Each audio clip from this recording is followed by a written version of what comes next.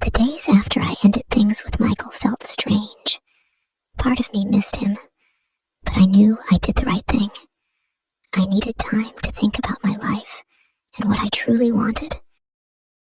I spent more time with my friends and focused on my work at the hospital. Things slowly started to feel normal again. One afternoon, as I was leaving the hospital, I decided to take a walk through the park. It was a sunny day, and I needed some fresh air. As I was walking, I heard someone call my name. "Anna!" a familiar voice called out.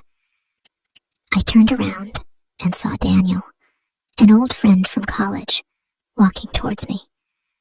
We hadn't seen each other in years.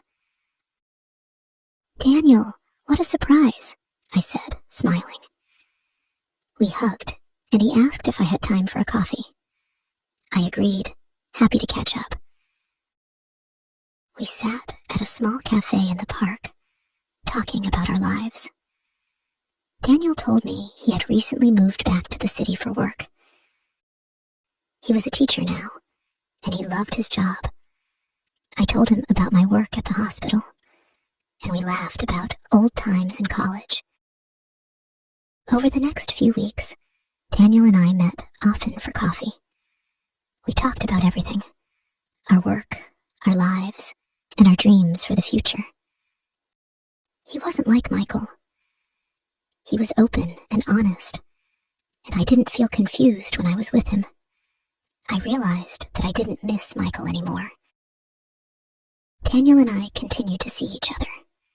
We went to the movies, took long walks in the park, and sometimes just sat and talked for hours.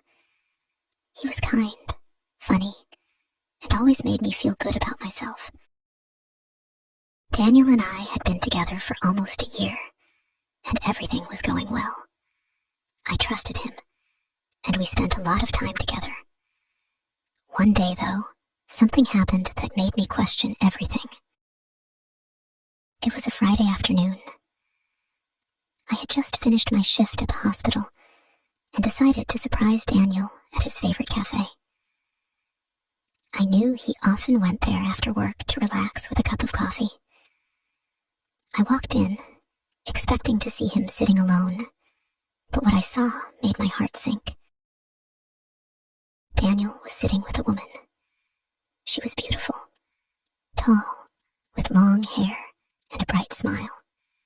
They were laughing and talking closely. I stood at the entrance, watching them. My mind began to race. Who is she? I thought. Is she his girlfriend? Why didn't he tell me about her? I didn't know what to do. Should I walk over and say hello? Or should I leave and pretend I never saw them together? My heart was pounding, and I felt a knot in my stomach. After a moment, I decided to leave. I couldn't face him or the woman. I hurried out of the cafe and walked home, feeling confused and hurt.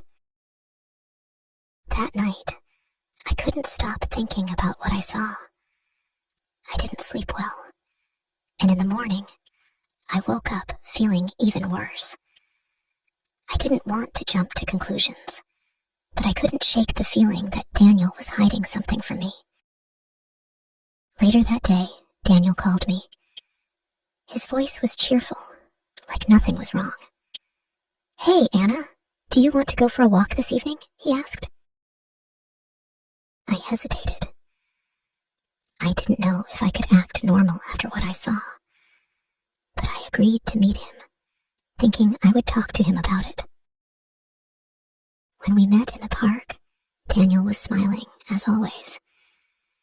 We walked for a while, talking about our day, but I couldn't focus. I kept thinking about the woman in the cafe. Finally, I stopped walking and turned to him. "Daniel, I need to ask you something," I said, my voice shaking a little. He looked at me, concerned. "What's wrong, Anna?" "I saw you yesterday at the cafe," I began, trying to stay calm. You were with a woman. You seemed really close. I thought maybe she was your girlfriend. Daniel's eyes widened in surprise. Wait, what? You saw me? At the cafe? Yes, I said quietly, and I didn't know what to think. Daniel was silent for a moment, and my heart sank. I thought maybe he was about to confess that he had been hiding something from me. But then he laughed softly and shook his head. Anna, he said, reaching for my hand. That woman wasn't my girlfriend. She's my cousin, Emma. Your cousin? I asked, feeling a little embarrassed. Yes, he explained. Emma just moved to the city, and she doesn't know many people here. I was catching up with her, helping her feel more at home. I didn't mention it because it didn't seem like a big deal. I let out a sigh of relief. Oh, I'm sorry, Daniel.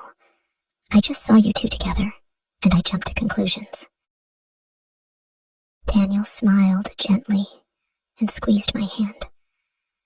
It's okay, Anna. I understand why you were worried, but you don't have to be. There's no one else. You're the only person I care about. Hearing his words, I felt a wave of relief wash over me.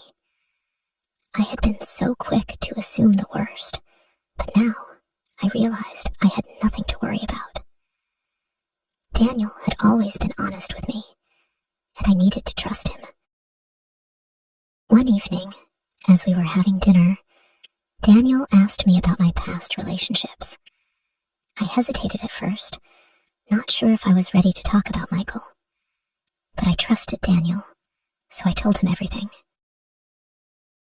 I was seeing someone before we reconnected, I began, looking down at my plate. His name was Michael, and he was complicated. He was married, and I knew it wasn't right, but I cared about him. In the end, I chose to walk away. Daniel listened quietly, not interrupting. When I finished, he reached across the table and took my hand. I'm glad you told me, Anna. I know that must have been hard, but I'm here for you now, and I want us to be honest with each other. I nodded, feeling a weight lift off my shoulders. Thank you, Daniel. I want that too. From that moment on, I knew Daniel was someone I could trust. We continued to build our relationship, supporting each other through life's ups and downs. I didn't regret ending things with Michael. It had been the right decision, and now I was with someone who truly made me happy. One day, while we were walking in the park, Daniel stopped and looked at me seriously. Anna, I have something to ask you, he said. I looked at him, a little nervous. What is it? I've been thinking a lot about us, he began. And I know we've only been together for a year, but I can't imagine my life without you. You make me happy every day, and I want to spend the rest of my life with you. My heart raced as I listened to him. Was he asking what I thought he was asking? Daniel reached into his pocket and pulled out a small box. He opened it to reveal a beautiful ring. Anna, will you marry me? I was in shock. I hadn't expected this at all, but as I looked into Daniel's eyes, I knew the answer. Yes, I said, tears of happiness filling my eyes. Yes, I will. Daniel smiled, sliding the ring onto my finger. We hugged, and I felt a wave of happiness wash over me. I never thought I'd find love after everything that happened with Michael, but here I was, engaged to someone who truly cared for me. Michael was part of my past, And while it was a difficult time, it helped me grow stronger. Now, I was starting a new chapter with Daniel, and I couldn't wait to see what the future held. Life has a funny way of surprising us, but sometimes the things we don't understand lead us to the best parts of our lives. Life wasn't always easy, but with Daniel by my side, I felt stronger. We faced challenges together, but we always found a way to work through them.